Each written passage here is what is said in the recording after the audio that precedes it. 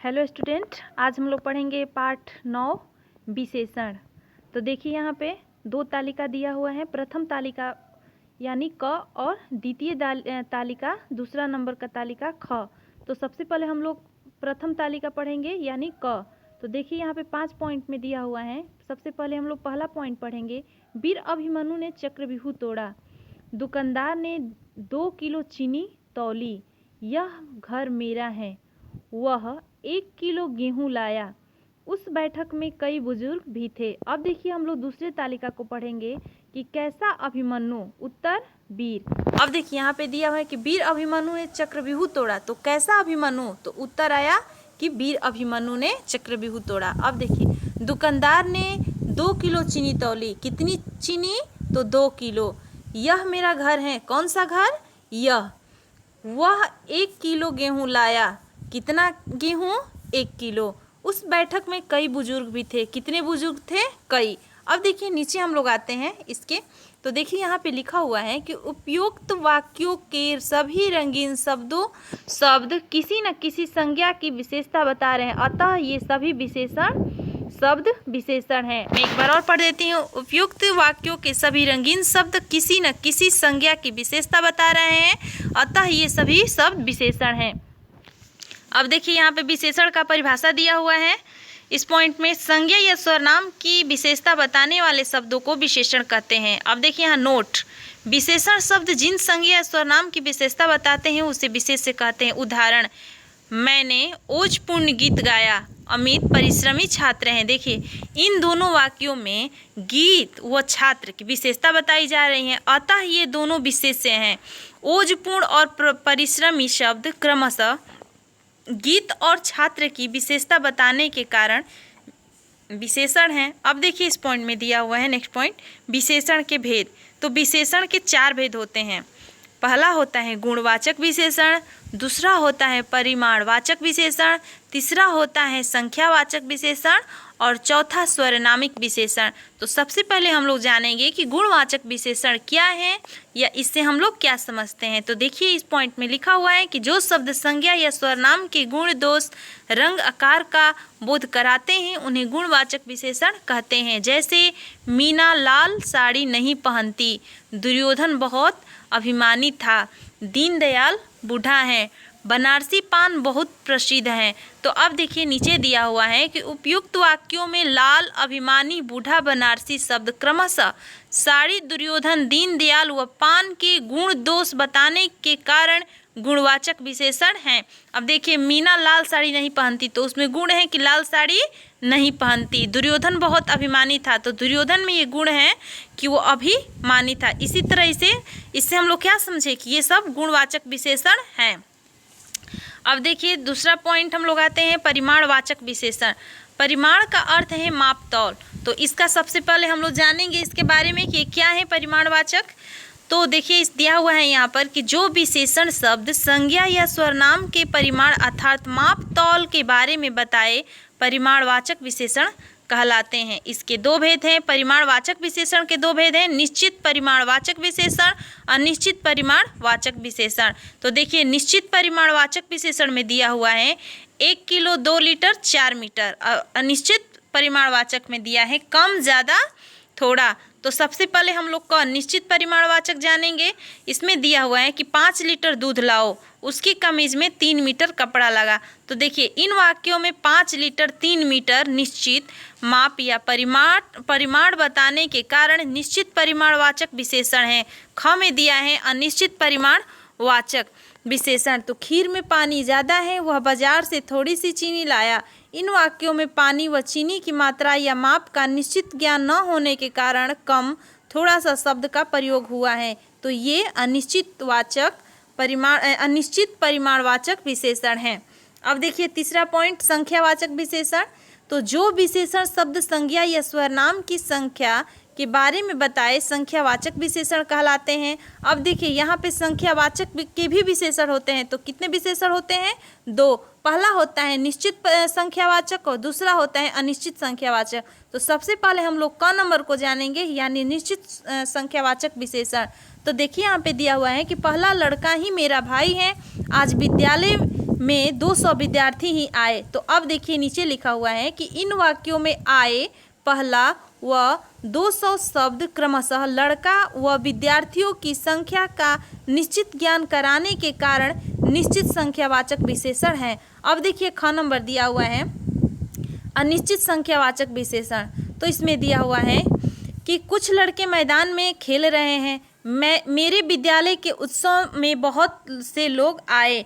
तो यहाँ बहुत से व कुछ शब्द क्रमशः लोग व लड़कों की संख्या की ओर संकेत कर रहे हैं। तो परंतु निश्चित संख्या न बता पाने के कारण ये अनिश्चित संख्यावाचक विशेषण है। अब देखिए यहाँ दिया हुआ है कि संख्यावाचक व परिमाणवाचक विशेषणों में अंतर।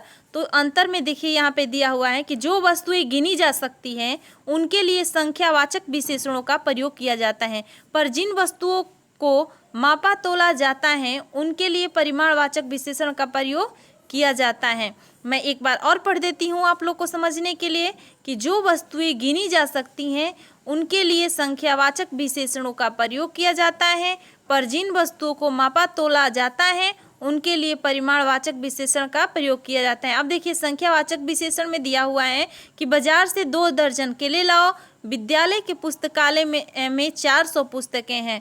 परिमाणवाचक में विशेषण में दिया हुआ है कि बाबा जी को थोड़ा चावल दे दो, राहुल प्रतिदिन 1 किलो सेव खाता है। अब देखिए 4th नंबर है स्वरनामिक विशेषण। वे स्वरनाम शब्द जो संज्ञा के पहले आकर उसकी विशेषता बताई स्वरनामिक विशेषण कहलाते हैं।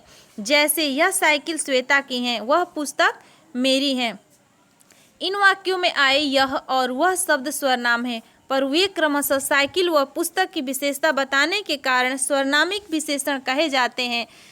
संज्ञाओं की ओर संकेत करने के कारण इन्हें संकेतवाचक विशेषण भी कहा जाता है। जैसे कुछ समोसे ठंडे हैं, तो यहाँ कुछ समोसे की ओर संकेत करने के कारण संकेतवाचक विशेषण है। स्वरनामिक विशेषण तथा स्वरनाम में अंतर। स्वरनाम तथा स्वरनामिक विशेषण में समान शब्द प्रयोग किए जाते हैं, जिसमें भ्रम हो सकता है। इन शब्दों के प्रयोग से ही इनके अंतर को समझा जा सकता है। जैसे अब आप लोग समझिए, देखिए एक तालिका में दिया हुआ है स्वरनाम और दूसरे तालिका में दिया हुआ है स्वरनामिक विशेषण। तो सबसे पहले हम लोग क पढ़ेंगे। देखिए क में दिया हुआ है स्वरनाम में कि वह बाजार से लीची लाया। तो देखिए कौन लाया, तो उत्तर है वह, तो वह हमारा क्या हो गया स्वरनाम। दूसरे तालिका में दिया हुआ है कि वह लीची मुझे दे दो। अब देखिए कौन सी लीची, तो उत्तर है वह लीची। तो यहाँ यह शब्द लीची की विशेषता बता रहा है, अतः स्वरनामिक विशेषण है। अब देखिए स्वरनाम के ख में दिया हुआ है कि कोई दरवाजा खटखटा रहा है। कौन खटखटा रहा है, उत्तर है कोई। तो यह कौन सा हो गया, स्वरनाम हो गया। अब देखिए स्वरनामिक विशेषण में दिया हुआ है ख पॉइंट में कि कोई बच्चा दरवाजा खटखटा रहा है। यहाँ कोई स्वरनाम बच्चे की विशेषता बताने के स्वरनामिक विशेषण है। अब देखिए नीचे दिया हुआ है कि इस प्रकार यदि स्वरनाम शब्द संज्ञा के पूर्व आकर उसकी विशेषता बताई तो वे स्वरनामिक विशेषण कहलाते हैं, और यदि संज्ञा के स्थान पर आए तो स्वरनाम कहलाते हैं। परिशेषण में देखिए निम्नलिखित वाक्यों को ध्यान से पढ़िए। मैं पढ़ रही हूँ, आप लोग समझिएगा और ध्यान भी दीजिएगा। क में दिया हुआ है रोहित अत्यधिक प्रतिभावान है। ख में दिया है कैटरीना कैफ अत्यंत सुंदर है। ग में दिया है कृपया थोड़ी ठंडी खीर दे दो। घ में दिया है आज बहुत अधिक गर्मी है। तो यहाँ प्रतिभावान, सुंदर, ठंडी और अधिक शब्द विशेषण है। अत्यधिक, अत्यंत, थोड़ी और बहुत शब्द विशेषणों की विशेषता बताने के कारण परिविशेषण है। अब देखिए इस पॉइंट में दिया हुआ है कि परिविशेषण किसे कहते हैं, परिविशेषण किसे कहते हैं, या क्या है, या आप इससे क्या समझते हैं। तो इस पॉइंट को आप लोग याद कर लीजिएगा कि वे शब्द जो विशेषण की भी विशेषता बताएं, वे शब्द जो विशेषण की भी विशेषता बताएं परिविशेषण कहे जाते हैं। अब देखिए विशेषण की रचना। हिंदी भाषा में कुछ शब्द मूल रूप से विशेषण होते हैं, पर कुछ विशेषणों की रचना संज्ञा, स्वरनाम, क्रिया तथा अव्ययों से की जाती है। संज्ञा से विशेषणों की रचना देखिए यहाँ पे 3 तालिका बनाया गया है, जिसमें एक प्रथम तालिका में संज्ञा, विशेषण और यहाँ पे भी संज्ञा विशेषण और यहाँ पे कुछ यहाँ पे संज्ञा दिया गया है और संज्ञा से विशेषण बनाया गया है। अब देखिए, दिन हो गया हमारा संज्ञा और दैनिक हो गया विशेषण। इसी तरह यहाँ पे कुछ शब्द दिए गए हैं, आप लोग इसको समझिएगा और इसको पढ़िएगा। भूगोल का भौगोलिक, ग्राम का ग्रामीण, रूप रूपवान, सहायता सहायक, सुख सुखी, प्राकृतिक, मानव मानवीय, पल्लव पल्लवित, क्रांति क्रांतिवान, यहाँ पे कांति कांतिवान, दया दयालु, इसको आप लोग पढ़िएगा। देखिए दूसरे में दिया है, दूसरा पॉइंट में कि स्वरनाम से विशेषण बनाना। देखिए स्वरनाम में दिया हुआ है मैं और विशेषण में दिया है मेरा मुझसे।